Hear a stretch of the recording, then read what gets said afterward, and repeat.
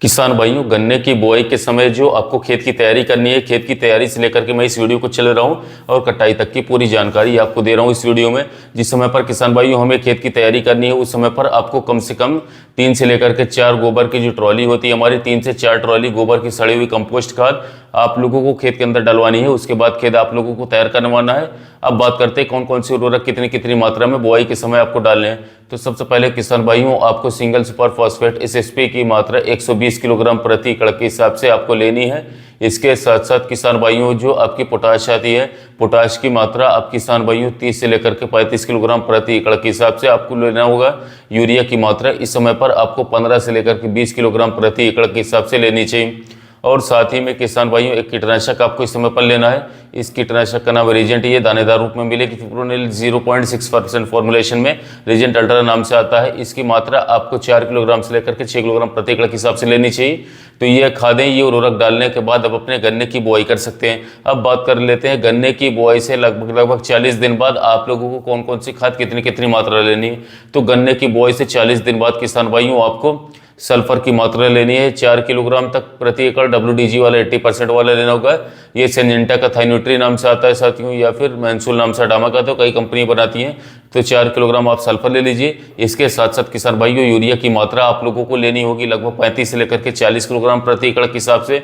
और इस समय पर आप लोगों को सागरिका की मात्रा जो लेनी है 10 किलोग्राम प्रति एकड़ के हिसाब से। इन तीनों को आपस में अच्छी तरीके से मिक्स करने के बाद आप अपने पौधे गन्ने के जड़ों के पास इन खाद को दे दीजिए और उसके बाद अपने खेत की सिंचाई आप कर दीजिए। इस तरीके से आप पहला साथियों जो मैं कहना चाहूँगा कि बुआई से लेकर के 40 दिन पर जो आपने खाद दिया है, ये हमारा पहला खाद हो जाता है, क्योंकि एक खाद हमने बुआई के समय पर दिया है। उसके बाद हमारा पहला खाद है जो आपके 40 दिन की अवस्था पर देना चाहिए। दूसरा खाद किसान साथियों आप लोगों को बुआई से लगभग 60 से लेकर के 70 दिन की अवस्था पर देना चाहिए। इस समय पर किसान भाइयों आप लोगों को जो हमारा आता है फेरस सल्फेट की मात्रा किसान साथियों इस समय पर आप लोगों को 8 से लेकर के 10 किलोग्राम प्रति एकड़ के हिसाब से लेनी चाहिए। यूरिया की मात्रा किसान साथियों इस समय पर आप लगभग 30 से लेकर के 35 किलोग्राम प्रति एकड़ के हिसाब से साथियों ले सकते हैं। इस समय पर किसान भाइयों आप लोगों को एक कीटनाशक की आवश्यकता पड़ेगी, क्योंकि कीटनाशक जो हमने दिया था वो बुआई के समय पर डाला था। और अब जो हमारी लगभग 70 दिन की फसल हो चुकी है, तो 70 दिन की फसल पर कीट आने की जो संभावना है वो इस समय पर आ जाती है। तो इस समय पर आप एक कीटनाशक दे सकते हैं। कीटनाशक के रूप में मैं आपको बताऊं कि आप फिप्रोनिल 5% AC फॉर्मुलेशन में जो हमारा आता है, इसकी मात्रा 500 ml प्रति एकड़ के हिसाब से आप लोग ले सकते हैं। यानी कि फेरस सल्फेट, यूरिया और जो फिप्रोनिल आपका आएगा 5% AC फॉर्म में, इन तीनों को आप मिक्स करके अपने गन्ने की फसल में डाल सकते हैं। इसके बाद किसान भाइयों आपको जो है अब समय आ जाता है लगभग 90 से लेकर के 100 दिन के आसपास आप लोगों को अपने गन्ने की फसल के अंदर कौन सा कार्य करना चाहिए। इस समय तक किसान भाइयों आप जो है गुल चढ़ाने के लिए तैयार हो जाते हैं। लगभग 3 से 4 महीने की फसल पर, यानी कि 90 से 100 दिन की फसल पर किसान भाई जो है गुल चढ़ानी शुरू कर देते हैं। यदि आपका गन्ना थोड़ा हल्का है साथियों, तो इस समय पर अभी आप गुल न चलाएं। अभी आप लगभग 15 से 20 दिन बाद गुल चढ़ाने की कोशिश करें। गुल चढ़ाते समय किसान साथियों आप लोगों को यूरिया की मात्रा ले लेनी है लगभग 30 से लेकर के 35 किलोग्राम प्रति एकड़ के हिसाब से। कैल्शियम नाइट्रेट की मात्रा किसान साथियों इस समय पर आप लोगों को लेनी होगी 15 किलोग्राम प्रति एकड़ के हिसाब से। सिंगल सुपर फॉस्फेट किसान साथियों इस समय पर आप लोगों को लेना है 100 ग्राम प्रति एकड़ के हिसाब से। और किसान साथियों इस समय पर आप पोटाश की मात्रा भी ले सकते हैं, जो आपको लेनी है 30 किलोग्राम प्रति एकड़ के हिसाब से। इस समय पर किसान भाइयों आपको जो है एक अच्छे कीटनाशक की आवश्यकता पड़ेगी, क्योंकि इस समय पर आप मिट्टी चढ़ा रहे हो। मिट्टी चढ़ाने के लगभग 2 महीने बाद तक आप लोगों को कोई भी उर्वरक या फिर कोई भी इंसेक्टिसाइड अपने गन्ने की फसल के अंदर नहीं डालना है। तो इस समय पर आप या तो वर्टागो का इस्तेमाल कर सकते हैं, सिंजेंटा का, या तो फिर आप फर्टेरा का उपयोग भी कर सकते हैं, या फिर आप जो अडामा कंपनी का बारोज आता है उसका भी उपयोग कर सकते हैं। इन दोनों में से किसी एक का उपयोग कर सकते हैं। मैं इस समय पर आप लोगों को वर्टागो के लिए कहूँगा।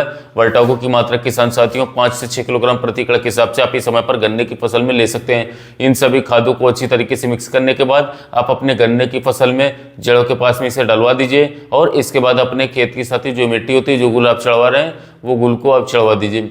उसके बाद किसान साथियों आप अपने खेत की सिंचाई करवा दीजिए। इसके बाद किसान साथियों बात कर लेते हैं जब आपकी फसल लगभग 140 दिन की हो जाती है, उस समय पर किसान भाइयों आप लोगों को अपनी फसल में अगला खाद लगा देना है। इस समय पर किसान साथियों आप लोगों को यूरिया की मात्रा लगभग 35 से लेकर के 40 किलोग्राम प्रति एकड़ के हिसाब से लेना होगा साथियों। और इस समय पर साथियों आप लोग जो हमारा सल्फर आता है WDG फॉर्मुलेशन वाला, इसकी साथियों 5 किलोग्राम तक मात्रा इसका लेना होगा। माइक्रोन्यूट्रिएंट्स की मात्रा भी इस समय पर आप आवश्यक रूप से दें साथियों। लगभग 5 से 7 किलोग्राम के हिसाब से बायोवीटा ले सकते हैं साथियों। और किसान साथियों जिंक सल्फेट की मात्रा इस समय पर आप लोगों को जरूर पड़ेगी, और जिंक सल्फेट की मात्रा किसान साथियों 7 से लेकर के 8 किलोग्राम प्रति एकड़ के हिसाब से आप लोगों को लेना होगा। ये डोज मैं बता रहा हूँ साथियों, बुआई से लगभग 140 से लेकर के 150 दिन की अवस्था पर यह कार्य आप लोगों को करना है। और इन सभी खादों को आपस में मिक्स करने के बाद आप अपने गन्ने की फसल की जड़ों के पास साथियों इन खादों को दे दीजिए, और फिर ऊपर से आप अपने खेत की सिंचाई करवा सकते हैं।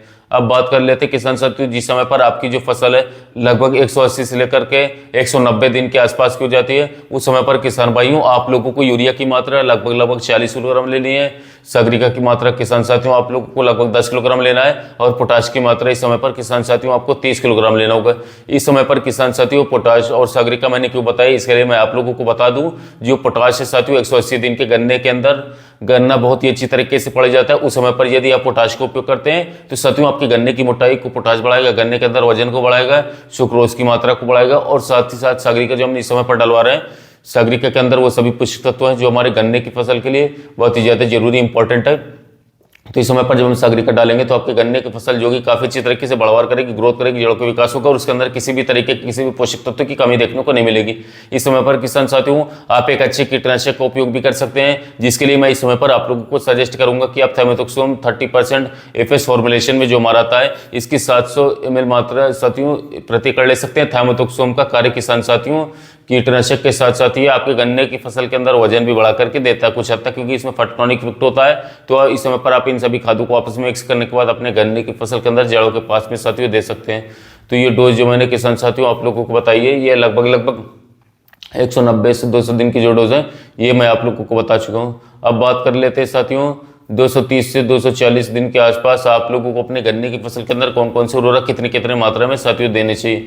किसान साथियों इस समय पर जो है ये बिल्कुल लास्ट खाद हमारा चल रहा होता है। इस समय पर जो हम लास्ट खाद देते हैं तो इस समय पर किसान साथियों आप लोगों को यूरिया की मात्रा लगभग 35 से 40 किलोग्राम लेनी चाहिए, और कैल्शियम नाइट्रेट की मात्रा किसान साथियों इस समय पर आप साथियों 20 से 25 किलोग्राम प्रति एकड़ के हिसाब से साथियों आप लोगों को लेना चाहिए।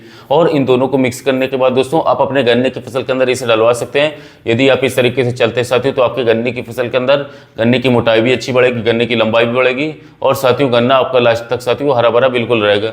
आपके गन्ने की फसल के अंदर कोई भी रोग बीमारी इसके बाद बिल्कुल देखने को नहीं मिलेगी। यदि किसान साथियों इसके बाद भी कोई रोग बीमारी आती है तो उसके लिए आप साथियों 1-2 स्प्रे का उपयोग कर सकते हैं। स्प्रे की जानकारी साथियों आने वाले समय में मैं वो भी दूंगा साथियों, जो इसीलिए चैनल को सब्सक्राइब कर लीजिएगा साथियों, जिससे कि आपको आने वाले समय में गन्ने की संपूर्ण खेती संबंधित पूरी जानकारी मिलेगी। साथियों मिलते हैं नए वीडियो में नए टॉपिक।